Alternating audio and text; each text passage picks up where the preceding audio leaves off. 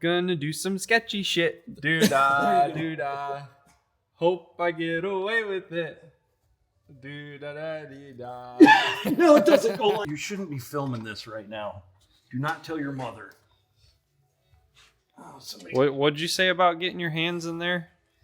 Don't stick your hands in Don't. there. Oh, you mean your hand? Yes, my hand.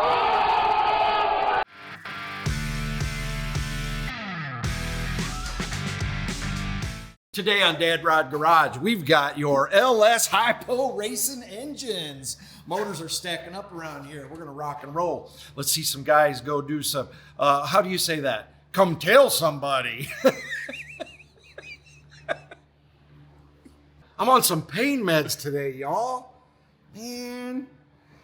Just poke him. Right here. Hey, everybody, this is Kurt. Hey, what's going on? He's from Nichols. Sometimes.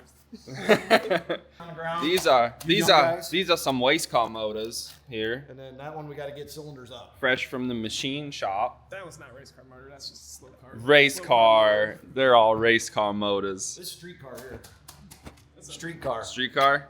Soccer car's mom engine out of an Envoy. That's very true. I know exactly where that motor came from.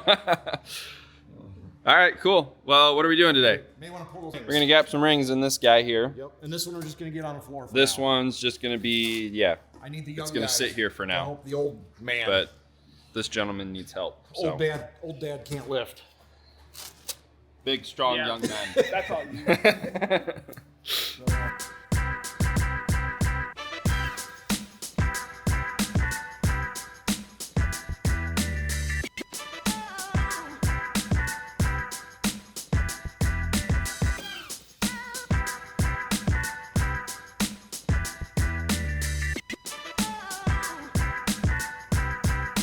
Someday maybe like 800. Oh, 26, 28 is fine then. 26, 20, 24, 26 would be fine. I promise you, you won't ever want less power, but you already know that. So I would definitely. So we go 3.780 and anywhere from 0.005 to 0.007. Okay, they're falling in. I like it when you got to kind of push a little, just put a little bit of pressure on it. Not much, yep. So you're at 12. 12 won't go in and 11 just kind of falls in. So 0.2 thousandths. Easy start. Yep. Yeah, it's not going to And be these bad are at all. brand new rings, so they should all be very close. Correct. Right? Now the trick is with this cheap ring filer is squaring up the end, because you want the end squared up when it's closed. Right. We don't want to cut it. I've seen guys do this before to where, you know, one end of the ring, the gap's like that and the other one's like that. So, and then when we're done here, the filer will actually leave a little bit of an edge, and then just take this tiny little file and we'll just take those little frayed edges off. On all four corners. Just chamfer it just all a little four bit. corners. Yep. All right, so there's number one. That's a top ring. So what do you guys want to do? You want to start with all the tops? Get all the tops done? I'd say that makes And then sense. go to the seconds, do all the seconds? How do you want to do it? It's up to you guys. If we start with the bottom row, then we just leave them in there as we go. Or we could do the bottoms and leave them. Yeah, just push them down a little farther. Leave them in the block. Yeah. And we're going to have to check them all, but they're all going to be right around that 22. I'm sure they'll be pretty close. 21, 22, 23. So here's your second. And then you just have to determine now, do you want to be 26 top, 28 bottom? At least. You don't want to go any smaller than that? Or you want to go 28, 30? You're running how many pounds on 26? I'm 26, 28 in this one right here. I don't know what mine is, and I saw 34. So I think that's plenty. Especially for what you're doing with it, I think it's going to be perfect. Now we can do it one of two ways. I've done it both ways. With this file tool, it's a little easier to just kind of squeeze the ring in, but then we got to chamfer both sides. But then at least you're pretty square as long as you're holding this square, you know? You won't be at an angle. So I kind of look over the top here, make sure they're even, and then you're able to and I just run this backwards this direction. That way the wheel's pulling the ring down to the surface of the tool. No more than 6,000. Yeah, don't mess it up. They're your rings. All right, machinist, how much is We could put a little 6,000? dab up. Could we put like a silver Sharpie on the ring?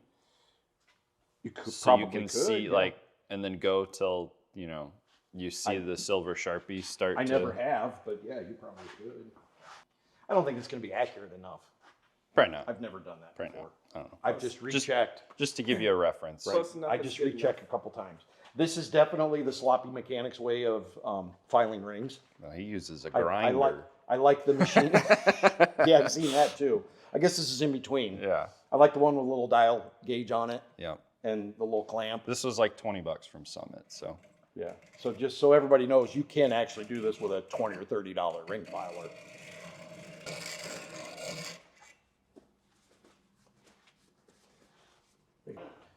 It's 22 looser. Yeah, it's definitely looser. 24 is looser.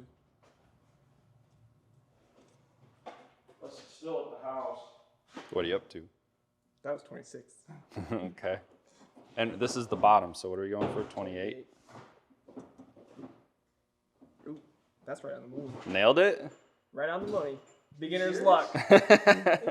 First try. Do that 7 more times. They're relatively pretty consistent, but you can't promise it. I would probably just wing it. Well, we but know that's Brandon that's will. me. Get you close. We'll see how the first couple go. All Then right. we can wing it after. See, we did that with very little oil on the stone too, so that's why it cut pretty quick. Now, in a used engine, you'll find them all over the place. You know, you'll have one ring at 16, another one at 18, another one at 11. I mean, I found them Right. within a ton of them out. You know, the gap differences have been huge. Yeah. With brand new rings in a freshly honed block, where about 2,000s have been taken out of every cylinder wall, they should all be pretty close. Not with that one motor we did. We didn't even gap Oh, them. like a year ago? Yeah. That one? Yeah. That one engine, Yeah. it was a used, it wasn't home though. No. It was just used, it came apart, and Yep. what, it was 26,000. And we checked it. Yep. And it was 26 or 28. Uh-huh. So we just bumped a little bit off the second ring. All the way around and slapped it back together. Yep. The biggest thing is just make sure you get that piston square to the bore. And we're working on, these are the bottom rings, correct? The second ring in the piston? Yep. So you're going 28. Fits like a glove at 28. Beautiful. Perfect. You were nailing it, man. 2 down. Yeah. So while Kurt's doing that, this video is called Stock Bottom End Secrets. So what's a secret for keeping these motors alive? I think there's a few secrets, Yeah. but it depends on what you're doing. Like these, we've got 2 stock bottom ends, and they've both been machined.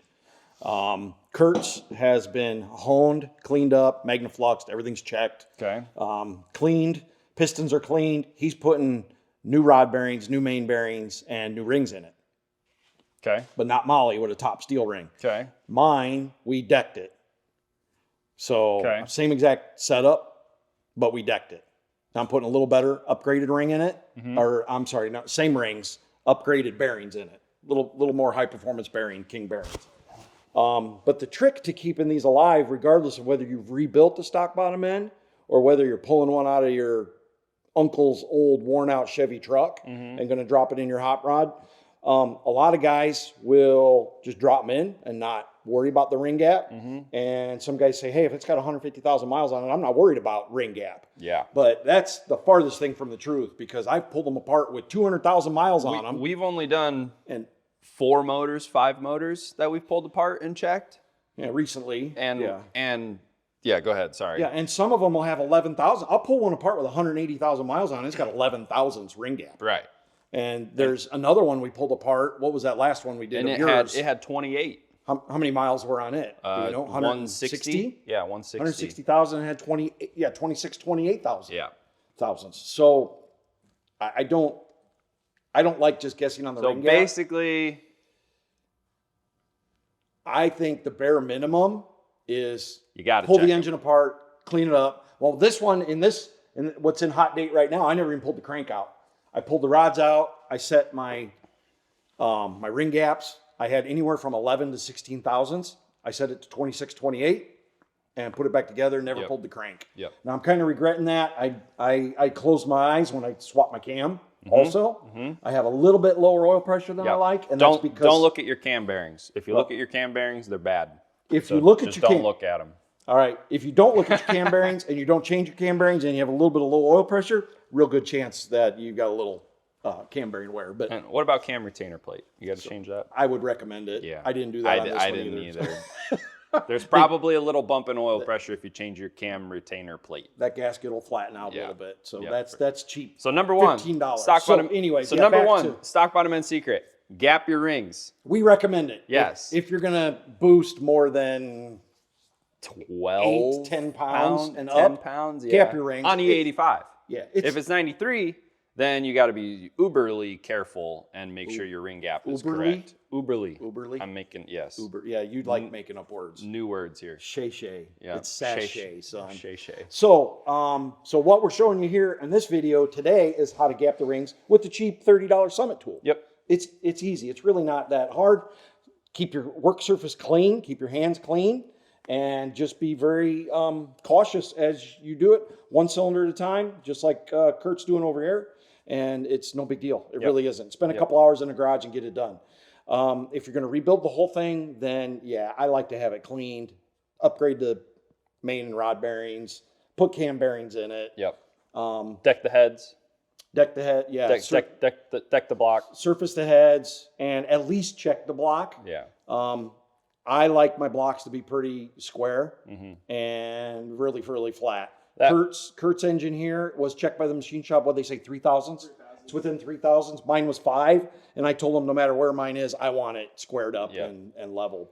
It really doesn't matter too much. I'd say sub 600-700 horsepower as long as you're running good gaskets. Like Run the multi-layer gaskets. And I've even seen sloppy mechanics reuse torque to yield head bolts at that horsepower with pretty good luck. But when you start pushing 700, 800, 900, you really got to make sure the deck surfaces are flat with good bolts. I'll reuse all the bolts or studs, except for the head bolts. Yeah, I'd rather see you fork out just a couple bucks for some ARP. Do the ARP bolts. Yeah, that they're seems cheap. That seems to be the best bang for the buck. They're not China studs that you're going to break once they get halfway in your block. And the ARP bolts, I've ran north of 1,000 wheel horsepower on ARP bolts. With LS9 gaskets. You don't have to have the studs. No, and studs are 300. They're 300 nuts or better. So that's secret number one Of assembly, putting it together. of a few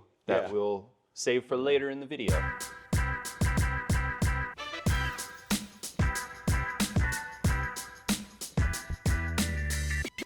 All right, so what's one of the other secrets is timing, right? Timing. Be conservative on Be timing. conservative on your timing. Always, if you want your stock bottom end to live a while. Yeah.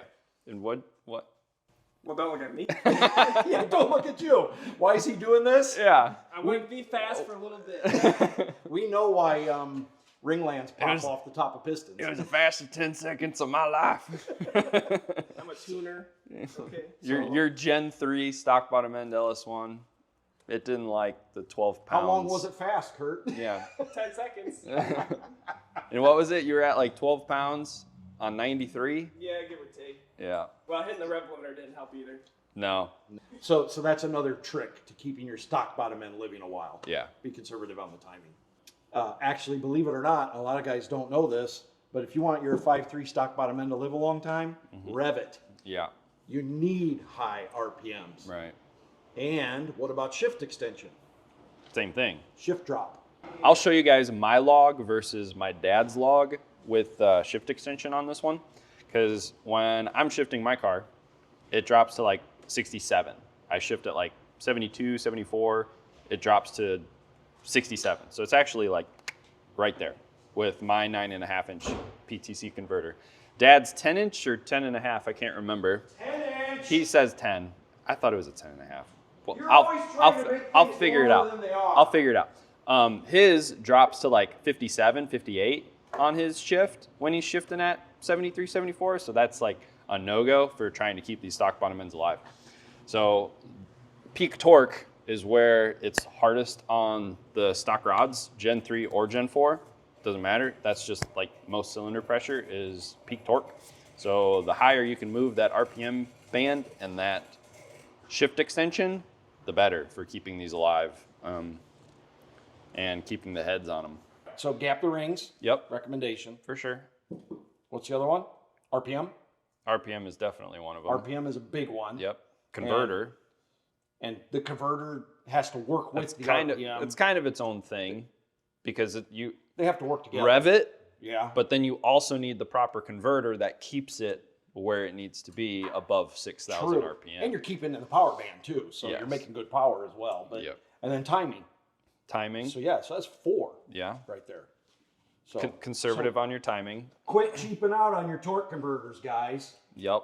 Call Dusty at PTC, just have them spec out a converter. They got a great 10-inch budget converter. It works wonders. We've run them a couple times, up overwards of 1,000 horsepower with no issue. I made 1,000 horsepower through one.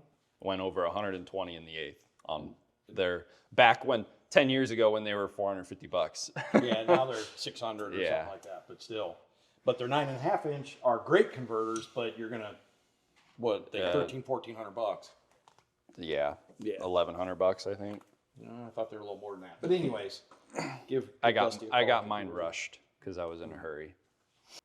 Kurt said intake air temp Intake air temp, that's a good one. because that Often that ignored. that goes in line with your timing, and you're just Detonation keeping in general. detonation out of it. Yeah.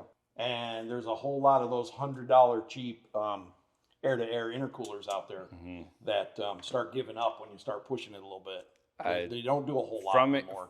From experience, you start getting over 700 horsepower ish on those cheap 3-inch intercoolers, and your intake air temps will, like, it does okay, it Well, does once it gets okay. hot. You get 700-800, and then it really like doesn't do what it's supposed to do. You'll build a heck of a lot of heat. It can't Yes. cool it back down.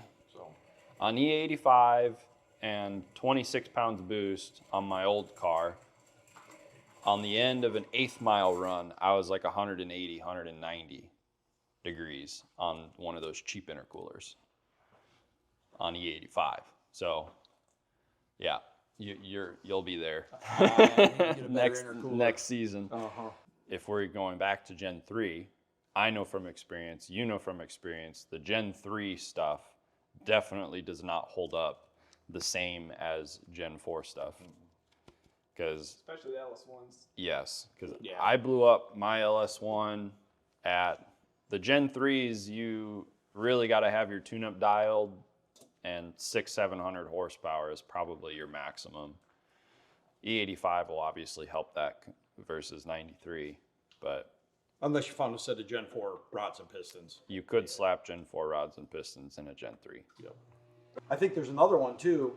May not be directly relatable to them surviving, but it's you being happy with your stock bottom end build, and that's proper camshaft selection. Yeah. And lifter selection. Yeah. A whole lot of guys are going on eBay and buying BTR lifters on eBay. They think they're BTR lifters, but they're not. They're junk China lifters, and so they're kind of getting a bad rap. Go get your lifter. Go get your LS7 lifters from BTR. Direct from BTR, or go to Summit. Summit has a quality lifter, or step up to the White Bar. But Just don't put in the auto parts store ones. I've had tons of those fail yeah. within 2,000 miles. and then proper camshaft selection, which we mentioned. But man, it doesn't cost you anything to have a camshaft spec'd, or to get the right valve events for your particular combination. Yeah. It's not that hard to figure out, and if you're unsure, contact somebody that handles that. I mean, we handle a little bit of cam motion product, and it's not difficult to figure out what those valve events should be. Just be honest about where you're going to spend the majority of the time in your power band. Right. Is it a street car? Is it a race car? Is it a car you're going to drive on the street 80% of the time, and 20% of the time you're going to go to the track? Yes. Every one of these, and then what are the other components that are in the car? Intake. How much fuel? Combination. What are you doing with the car? What are your realistic end goals? It all boils down to that. And balance. Yep. That's my favorite word. Balance. Balance. You're definitely And dad. as I know, Richard Oldner does a lot of testing on camshafts and stuff, and he says every cam is a boost cam, and Yes, that is correct. As far as boost will do whatever the NA application is doing, right? You're compounding the air that the motor can take.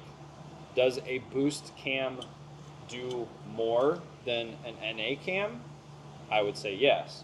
Are you going to gain 3,000 horsepower because you went from an NA cam to a quote unquote boost cam? No, you're not. It's going to be like, be realistic about it. Yeah, you're going to a spec camshaft. You'll probably gain where you need to for that turbo or for, you know, that application that you spec the cam for.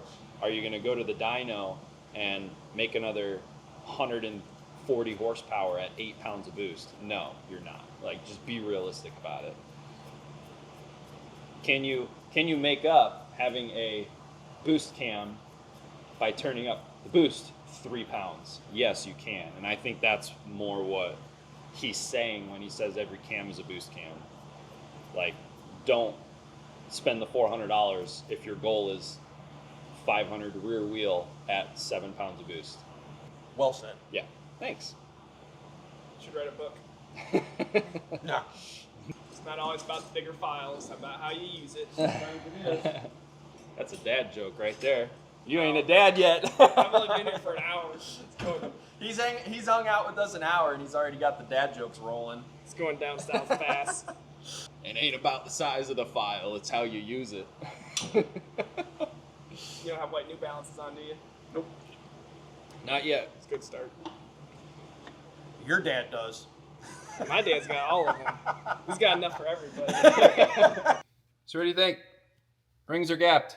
I think it should hold for a little while. Hold your 4 pounds of boost you're gonna put on it. Yeah, slow car stuff. 22. We'll get him to turn it up. All right. We'll get him to turn it up. Then we'll be in here putting a transmission in it. Yep. And the last secret Oh yeah. of keeping a stock bottom end together is, guys, freaking go out and have fun. All right? Go have fun. Yeah. That's why you're putting a stock bottom end together and not a $6,000 motor you got to worry about blowing up. That's exactly. That's what it's Send all it. about.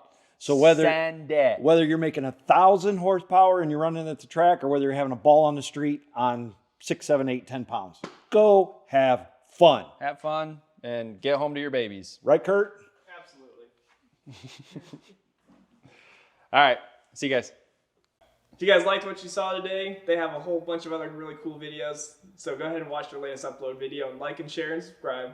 Oh, heck yeah. Nailed it. Nailed it. Woo! See you guys. Left me hanging.